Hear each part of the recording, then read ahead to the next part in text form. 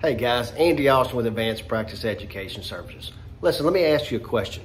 How many of you, has this happened to, or you know someone, you start an exercise program, either biking or walking on a treadmill, jogging, and you're doing great, but within about 3 or 4 days, you start experiencing this sharp nagging pain along the lateral aspect of the hip. That happens to a lot of people, and we're going to talk about one of the most common causes of this. Now, as usual, always seek professional care if you start experiencing this pain, individual care. This is for educational purposes only, but I promise you, you're going to learn something today that'll help you. What we're going to talk about today is one of the most common causes of that lateral hip pain, usually associated with overactivity, and that's called trochanteric bursitis. What is the trochanteric bursa? The trochanteric bursa is a fluid-filled sac that lies directly on the lateral portion of the femur, the greater trochanter. You can find that if you're standing up and you kind of poke your right hip out. The most bony protuberance you feel, that bony point that you feel on the side of your hip, that's the greater trochanter. And that's where the bursa lies directly over that. Now, normally that bursa just kind of lies and chills and is not inflamed, is not painful. However, when you start having causes, common causes are overuse, such as jogging, what we talked about, the weekend warriors. When you start beginning an exercise regime, you'll have a flare for some trochanteric bursitis. Direct impact. We see a lot of people, like whenever they're closing doors with their hips, if they have their hands full with things and they're using their hip to bang that car door closed or close drawers, they'll have direct impact on that bony protuberance, and it can cause some inflammation. Also, one of the common causes of arthritis and scoliosis of the spine. We see that a lot because we specialize for the last 19 years in interventional pain management. We see a lot of people with chronic back pain and also trochanteric bursitis, because arthritis of the spine and scoliosis can cause a change in your posture, and that can cause chronic irritation in the bursa as well. So we see that a lot. Another common cause is the leg length discrepancy in leg length. There's a difference in leg lengths. Sometimes this is congenital. Some people are just born with one leg a little bit longer or shorter than the other. Sometimes too, you'll have a little leg length discrepancy, say if you've had a knee replacement or hip replacement. A physical therapist, a chiropractor can measure your legs to see if they're even or balanced. But if that's the case, you can have bursitis flare-ups from that as well. A lot of times, the most high-risk populations are women. We see it much more common in women than men, and particularly women over the age of 40. So if you're a lady that started an exercise program over the age of 40 and you haven't been very active in a long time, make sure that you stretch a lot before and after you do your walking or jogging or what have you. We also encourage people to do yoga. You want to make sure and target those lateral muscles of the lateral hips, called the iliotibial bands, are important.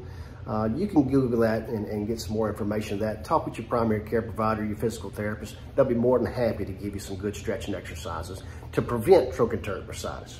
But when you do have it, you're going to have the sharp localized pain directly over the right greater trochanter, that bony protuberance we talked about. It's going to be painful. It's going to be difficult to lie on that side at night to get some rest. And that's usually the hallmark sign. People have been exercising, they come in and say, I just cannot lie on that right side where it hurts, it kills me. I got to roll over on the other side. A lot of times, more times than not, that's trochanteric bursitis. The treatment is, a lot of times, the good news is with trochanteric bursitis, if you can modify, decrease, rest, stretch, ice, or heat. People ask me all the time, which one's better? Typically what I tell them, if it's within the first 48 hours, ice it, and then heat afterwards, alternate. But at the end of the day, if you're talking about a chronic situation, chronic bursitis that comes and goes, and they know what it is, basically we tell them use whichever one that feels the best. If it's heat, put heat on there. Just make sure never, ever, ever go to sleep with a heating pad on. Never. So additional treatment you can do at home: rest, decrease your activity level, ice, heat, stretching the IT bands. But I do caution that with patients that have had previous hip replacements, before you do any stretching exercises, talk with your physical therapist or your orthopedic surgeon, or at least your primary care provider. Make sure you're doing the correct stretching exercises for you.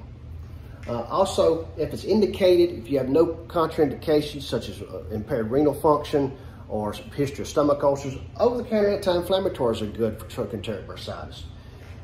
Usually, trochanteric bursitis is self-limiting. If you do these types of things and give it enough time, it will calm down. But if it doesn't, or if it gets worse,